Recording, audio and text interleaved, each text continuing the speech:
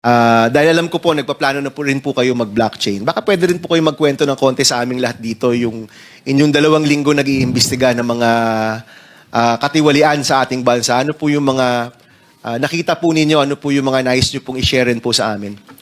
Thank you very much, Mr. Chair. Thank you, and to our special guests and fellow public servants. Magandang umaga ho sa inyo lahat. I had a very brief stay with ICI, Mr. Chair. But the one thing that I found out, there are actually only 3 players, main players yan. Yung mga korap na politiko, yung mga korap na mga bureaucrats, and we're talking about infra, ibig sabihin mga korap na DPWH officials, at yung mga korap din ng mga contractors. Lahat sila korap dyan. Lahat.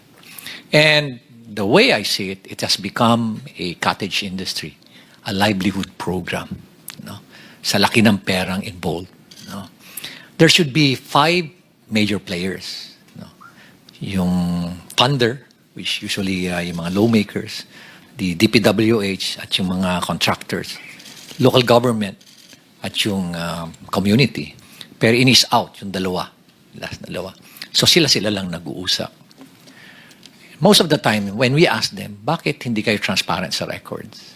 Bakit hindi nyo ilabas? Ang lagi nilang sinasagot is, paano kung i-alter nila? Paano kung baguhin at sirahin kami sa social media? So, ibig sabihin, anong mechanism? And that's the reason why we're pursuing this, itong transparency and accountability mechanism. And na-introduce nga itong blockchain sa amin. So, pag in-introduce mo, sinabi mo na sa mga official na yan na, o bakit hindi nyo i-blockchain? Wala na silang rason. Kasi very weak yung kanilang alibay. Na sabihin na, hindi namin gagawin yan kasi baka nakawin. O kaya baka i-alter para sirain pa kami. It's a very weak alibi, pero may rason pa rin sila. May lusot sila. I was really surprised when suddenly I was asked, or there was a press conference, without even consulting me, calling for me, and it was actually a hastily arranged press conference. Then suddenly, binabanggit na doon na, I'm not an investigator, I'm just a legal advisor, when in fact, sila naman ang gumawa nung designation na yun, legal advisor and investigator. So there were contrasting na mga pronouncement. Kakayanin ko pa yun eh. Tatanggapin ko pa yun eh. Tatanggapin ko rin na wala akong authority over the PNP CIDG, which is true. But we took the opportunity to enter into an MOU. Nakipag-MOU kami to our initiative. Nag-MOU kami with PNP, with forthcoming yung sa NBI, with civil engineers, with IBP, mga lawyers. Ang dami mga volunteers. Even with structural engineers, meron din with watch group, with M4GG. Para at least everybody, it's a whole of the nation approach. Kasi nga overwhelming. One thing that I found out is, I anticipated that it's widespread. But the level, the depth, and the magnitude is really overwhelming. That hindi mo kakayanin ng 1 taon, 2 taon to investigate because it's in thousands of cases. Sabi ko nga, it became a cottage industry. Sa isang probinsya nga lang, sabi mo, isipin mo mga 50 ghost projects, 40 ghost projects. O kaya undocumented na mga projects, umaabot sa 9,000. Sa isang probinsya pa lang yan. Paano pa kaya sa ibang probinsya? At ang isang mga nakikita namin doon is, why is it na ang lumalabas sa NEP for a particular district, 1-point-something million lang ang hinihingi mo? I have the records. Or 2.5 lang sa president's budget. Then suddenly, pagkalabas dun sa GA, bakit umabot na ng mga 21 billion? And nakita namin na talagang prevalent yung doon, yung mga ghost and substandard projects sa lugar na yun. So what was the intention? No? Hindi naman tayo tanga. Nangyayari dito lumalabas na tanga ang Pilipino, kaya pabayaan mo na lang sila. Hindi na nila mapapansin yan. Nakakainsulto isipin. Nakakainsulto. Okay. Balikan ko uli yung press con na yan. Nilabas. And then, suddenly, tinabi na may conflict naman ako, being the mayor, and at the same time, being a member of the ICI.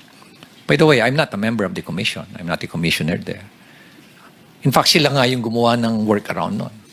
Na legal advisor investigator. Pero inis out na ako doon eh. Tinanggal na nila lahat. And then suddenly, here comes a below the belt naman na accusation na ay dahil merong project si Diskaya doon at maanumalyang tennis court. Ay, sobra na yan. Yun na hindi ko matake. Di ba? Parang pinapalabas mo pa na korap ako. Ay, yan na. Mag-aaway na tayo dyan. Ano? Sa unang-una, sabihin ko nga, kung bulok ba ako, lalabanan ko yung mga very powerful na tao dyan. Di ba? We have to make sure that you have the moral ascendancy bago mo labanan yung mga tao. Otherwise, masisira ka din. So nonetheless, I think I struck a nerve. No? I don't like to, expound further. But I believe I struck a nerve or several nerves na they panic at kaya ganun ngayon nangyari. So I would like to end yung aking experience dyan sa ICI. But one thing that I can say is that there's no transparency. There's no transparency whatsoever. Nakita namin yan ni Secretary Vince. Tinago lahat. No? And they are just so comfortable doing it. They're not afraid. Imagine, hindi man lang nila naisip na paano ang taong bayan. Nakaka-insulto pa. At ito nga, lately nga, sinabi pa na yung involved na congressman dyan, si Saldico, he did not abandon it. It was a sacrifice. My God! Huh? Nagdakaw ka ng bayan, kasi sasabihin mo, it was a sacrifice on your part. And it's not an abandonment. Ganyan na ba kababa yung standard natin sa Kongreso, Mr. Chair? Huh? Ganyan na ba tayo kawalang hiya ngayon? Huh?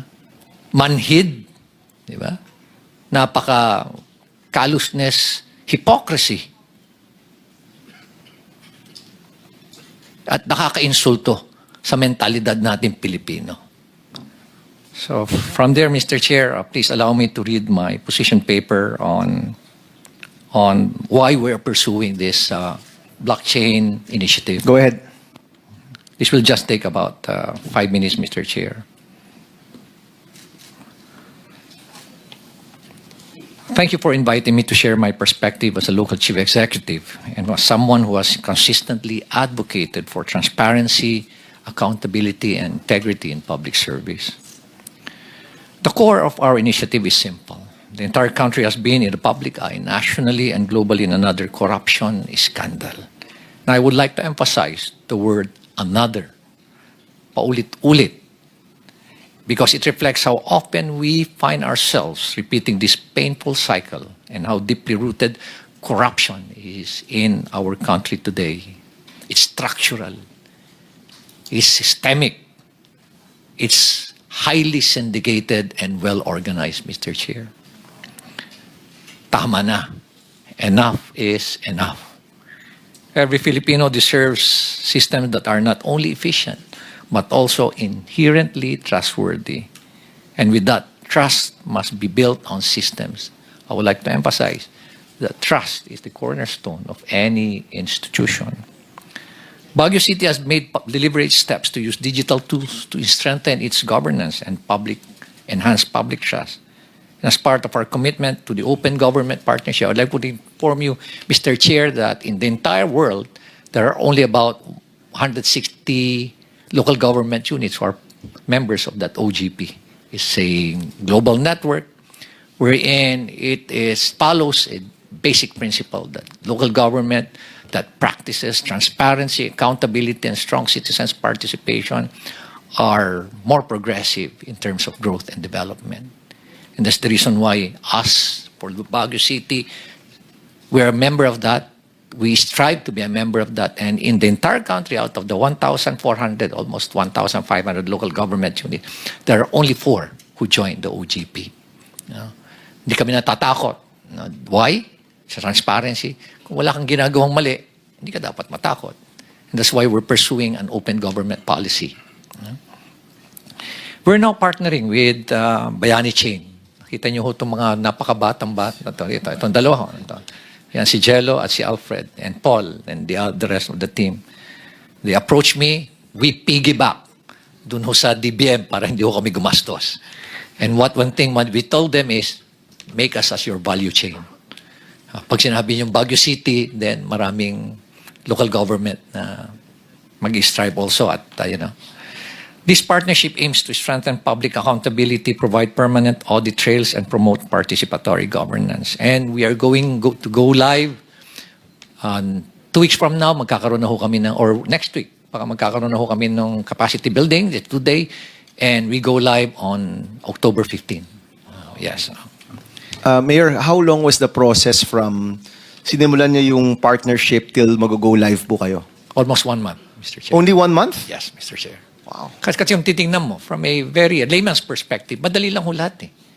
Ang pinakamahirap po is, yung mindset na, are you willing to open to be transparent, Oho. to be to open your data, all this critical information, program of work, bill of quantities, contract, yung bidding documents, bid documents. Yung mga yan, yung mga critical na mga designs, yung binanggit nyo kanina, technical plans, are you willing to open it up? Us in the city of Baguio, we're very much willing.